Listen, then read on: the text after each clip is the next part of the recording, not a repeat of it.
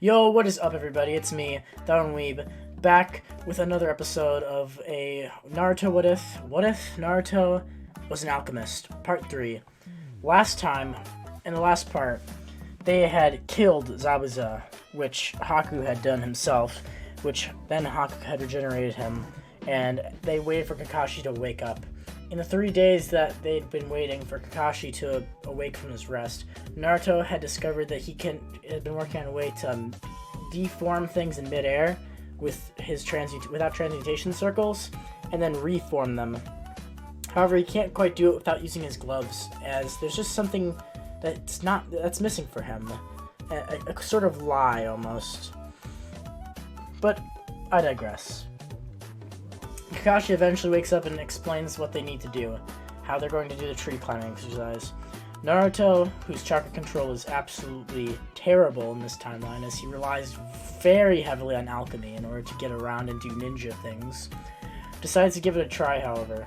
When Naruto places his foot on it and it pushes his chakra into it, the tree just dissolves into dust, and he just quickly reforms it like nothing happened, whistling.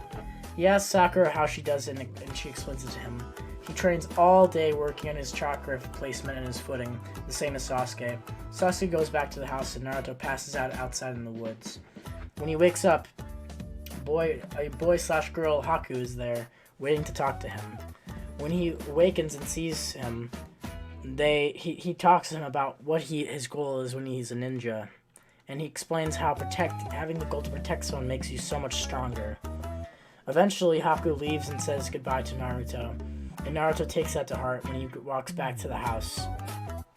When they leave to go finish the bridge and help Tasuno end its construction and everything, a mist begins to envelop the bridge and all three of Team 7, as well as Kakashi.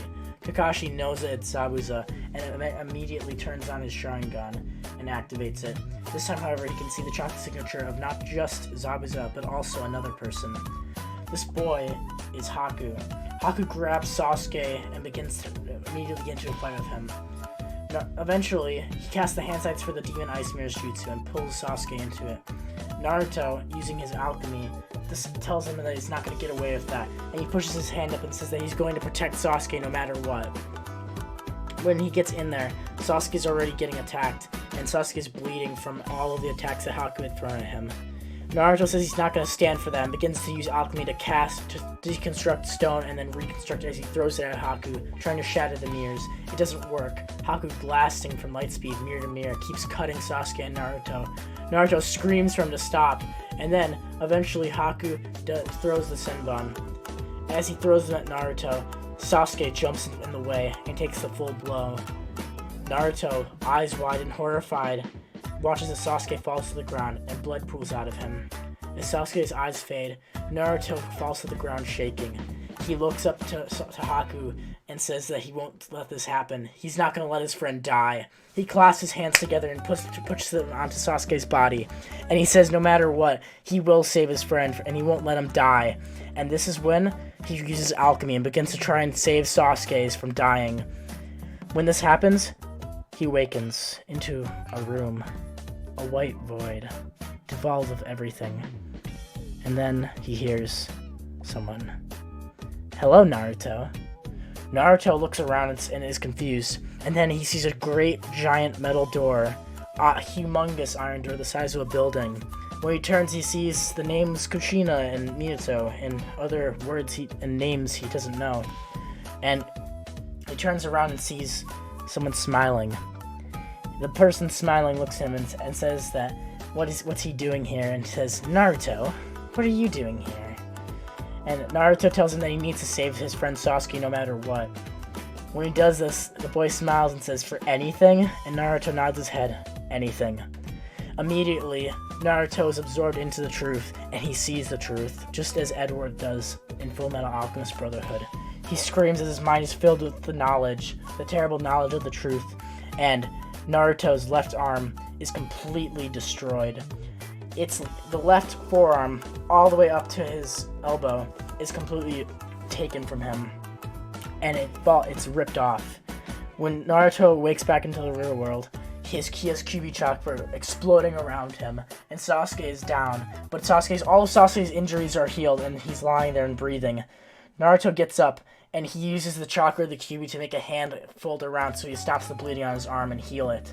He then clasps his real hand with the QB chakra hand together, and he doesn't need transmutation circles anymore. His intelligence has skyrocketed. He looks up towards Haku and says, "You know what you've done? You almost killed him. You killed my friend." He puts his hands on the ground, and immediately he touches the mirrors, and they shatter. He then adjusts it and uses his, without transmutation circles, completely can rise the earth and chucks the ground at Haku, just like Edward can do.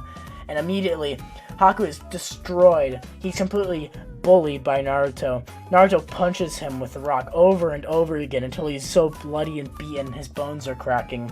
The QB chakra only enhancing Naruto's alchemy skills, until eventually Naruto himself comes with a mighty haymaker with his right arm and smashes it with everything he has and completely deconstructs all of Haku's left shoulder.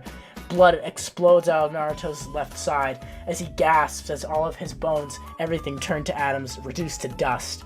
As he's pushed back and is bleeding out, his last act as he jumps in front of the way of Kakashi about to stab Zabuza.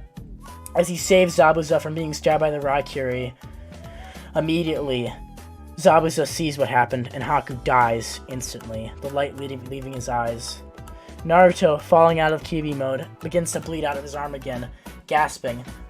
Immediately, Sasuke begins to wake up and sees what happened to Naruto's arm. It's completely ripped off by the elbow down. He takes off his shirt and begins wrapping it around Naruto's arm so he doesn't bleed.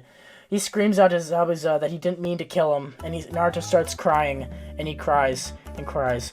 Zabuza, humanized by Naruto's tears, sees Gato's gang coming, and immediately, in all of his rage and what's left of Zabuza, pulls his executioner's blade and any swords he has, and rushes at them, slicing, dicing, ripping arms, legs, head, tooth, nail, just killing all of them, until eventually all of Gato's men die. He looks at Gato, spits out the kunai in his mouth, and says, "You're next, bud." He then throws the executioner blade and it slices through him as he falls into the water and Gato dies. Zabuza, falling back onto himself, leans and falls next to Haku as he stares into Haku's eyes and says that Haku was a terrific shinobi and more importantly a great friend. Naruto still crying, Sasuke is holding him by the shoulder and telling him to stop. Sakura is crying and protecting by Tazuna, and then Zabuza dies along with Haku.